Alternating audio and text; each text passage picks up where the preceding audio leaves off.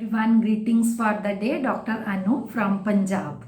आज हम एक और छोटा सा लेकिन बहुत बढ़िया केस डिस्कस करते हैं जिसमें बहुत ही क्विक रिजल्ट्स मिले थे। ये केस एक 15 साल के लड़के का है जो अपने फादर के साथ कॉर्न्स की उसके पैर के नीचे 25-30 कॉर्न थे, उसके ट्रीटमेंट के लिए आया था। तो मैंने उससे पूछा कि बेटा बताओ क्या हुआ है। तो उसने मुझे कॉर्न्स दिखाते हुए बोला, ये देखिए कितने कॉर्न्स हैं मेरे पैर के नीचे, खारिश भी होती है और पैर भी नीचे नहीं लगता, बहुत दर्द होता है। और इतना कहने के टाइम वो बहुत रोने लगा। तो मैंने उसको पूछा कि कब से है। देन ही सेड एक हफ्ते से। तो मैंने मजाकिया अंदाज में बोला, क्या बात है, एक ही रात में उगे हैं क्या? कि 25-30 कॉर्न। उसने बोला ना कि एक हफ्ते से हैं। तो मैंने कहा क्या बात, एक ही रात में उगे हैं क्या? तो उस बच्चे ने मुझे कोई भी जवाब नहीं दिया।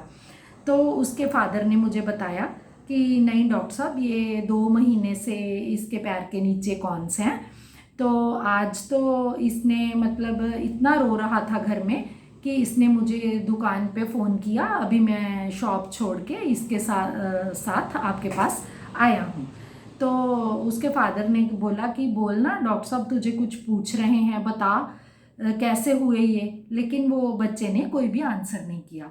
तो उसके फादर ने मुझे बताया कि डॉक्टर साहब बहुत जिद्दी है ये, इसे मना भी किया था। इसने ऑनलाइन शॉपिंग की और वहाँ कोई सेल चल रहा था तो इसने वो शूज़ मंगवाए वहाँ से। तो वो शूज़ कोई घटिया क्वालिटी के थे, तो उसके बाद इसके कॉर्न्स हैं जो वो पैर पे हो गए। तो मैंने उससे पूछा कि बताओ बेटा कि तुम्हें क्या प्रॉब्लम आ रही है, इनकी वजह से क्या दिक्कत हो रही है, कि तुम अपनी रूटीन को कैसे मैनेज कर रहे हो इतने कॉर्न्स के साथ। तो उसने बोला कि ना तो साइकिल चलती है, ना खेल पाता हूँ, लंगड़ा के चलना पड़ता है, घर में ही बैठा हूँ, ना स्कूल गया हूँ ना ट्यूशन, ऐसे तो मैं कुछ भी नहीं कर पाऊँगा। तो मैं 10th में हूँ, अब तो मेरे एग्ज़ाम भी स्टार्ट होने वाले हैं, आज प्री बोर्ड स्टार्ट होने वाले हैं। तो मैंने उसे बोला कि पहले डॉक्टर को नहीं दिखाया।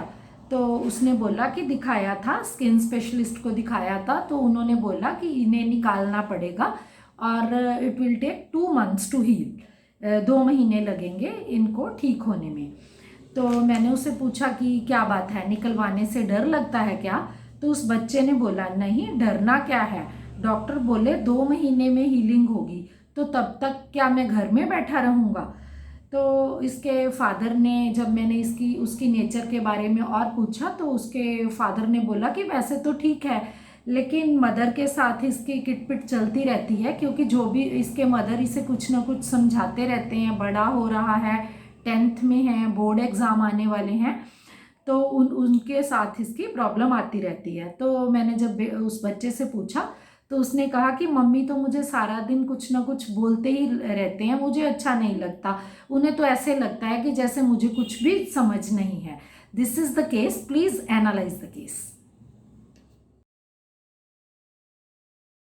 Very simple case with direct rubrics. The first rubric which I took in this case is delusion persecuted. जो उस बच्चे ने बोला कि वो इन कॉन्स के साथ लगातार परेशानी झेल रहा है। And the second rubric is anguish weeping with. The physical and the mental pain in this case because of cons was very much clear. And the third rubric was he told कि एक हफ्ते में ही ये cons आए, और जब मैंने पूछा कि रातों रात उगे हैं एंड तो यहाँ पर वो बच्चा कैलकुलेट नहीं कर पाया। This is the mathematics in ability for calculating. और इसके बाद उसके फादर ने मुझे बताया कि नहीं डॉक्टर साहब, ये एक हफ्ते से नहीं 2 महीने से चल रहे हैं। We can take the rubric weeping pain with. जिद करके जूते लिए, माँ बाप के समझाने के बावजूद भी कि ऑनलाइन जो सेल में मिल रहा है वो घटिया होगा, लेकिन फिर भी वो बच्चा नहीं माना। This is obstinate children. ना स्कूल जा पाता हूँ ना खेल पाता हूँ, मतलब इस प्रॉब्लम ने उसे एक तरह से घर में ही बांध दिया है, घर में ही उसे कैद कर दिया है। और उस बच्चे ने मुझे बोला कि ऐसे तो मैं कुछ भी नहीं कर पाऊंगा। Here the rubric is delusion, arrested is about to be. यहाँ पर हम थोड़ा सा समझते हैं कि अरेस्ट क्या होता है। अरेस्ट इज आज़ादी छीन लेना, कैद हो जाना। जैसे कोई बीमारी अपनी गिरफ्त में कर लेती है और उसके बाद बच्चा कुछ भी नहीं कर पाता। This patient is not afraid of any type of operation, but his main concern was कि अगर मैं ये निकलवा दूंगा, और डॉक्टर ने मुझे 2 महीने बोला है कि हीलिंग के लिए लगेंगे, तो उसका मतलब था कि फिर मैं स्कूल कैसे जाऊंगा। This is business talks of. इसीलिए पेशेंट अपनी चीराफाड़ी नहीं करवाना चाहता था। और जब हमने उसके फादर से इंक्वायर किया उसकी नेचर के बारे में, तो उन्होंने बोला कि वैसे तो ठीक है, लेकिन मदर के साथ इसकी किटपिट हमेशा चलती रहती है। उसके पीछे रीज़न बच्चे ने क्या बताया कि मम्मी को लगता है कि मुझे तो कुछ पता ही नहीं है। ऐसे जैसे बच्चों को मदर यूजुअली समझाती रहती है ना। तो यहाँ पर हमने रूब्रिक लिया एडमोनिशन, एग्रावेशन।